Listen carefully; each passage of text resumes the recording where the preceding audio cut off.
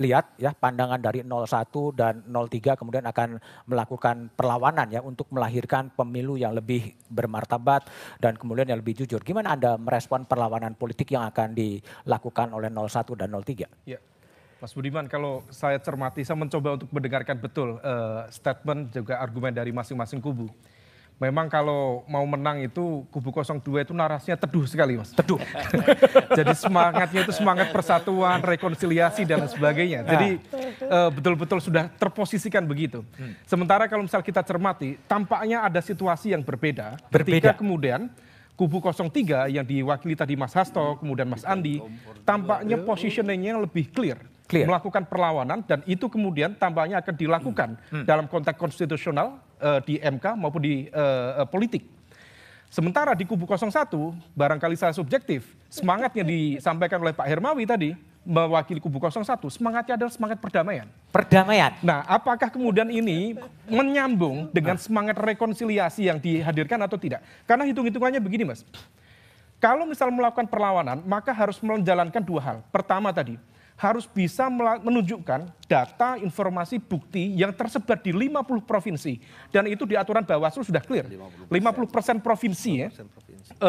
Dan itu memang betul-betul bisa dibuktikan terjadi secara terstruktur, sistematis, dan masif. Problem yang kedua adalah seringkali ini konteks sosioantropologis politik, partai-partai politik kita di Indonesia.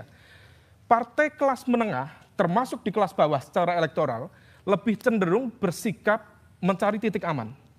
Sehingga kemudian mereka lebih cenderung untuk mencari ruang negosiasi dan kompromi. Dan saya menduga barangkali di posisi kubu 01 yang beberapa waktu lalu secara konsisten bahkan mendapatkan porsi yang paling besar untuk mendapatkan ceruk pro perubahan. Pertanyaannya, apakah kemudian siap untuk berhadapan-hadapan dengan kekuasaan baru atau tidak?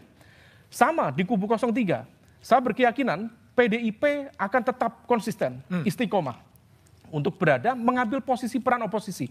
Pertanyaannya, apakah P3 akan tetap sama? Most likely belajar dari pelajaran sebelum-sebelumnya, kubu-kubu itu akan mencair, mengalami faksionalisme, dan kemudian akan mencari satu titik temu yang baru, di mana besar kemungkinan partai-partai seperti Nasdem, kemudian PKB, termasuk PKS, saya tidak yakin PKS akan siap untuk mengambil posisi berpuasa dari kekuasaan 5 tahun lagi, sehingga genap 15 tahun, termasuk dengan P3. Apakah mereka siap berhadapan-hadapan dengan kekuasaan, ataukah harus membuat kompromi? Besar kemungkinan mereka akan kompromi, karena bukan kaitannya dengan konteks logistik politik 5 tahun ke depan, tetapi juga menyangkut keselamatan dan soliditas internal partai-partai tersebut. Baik.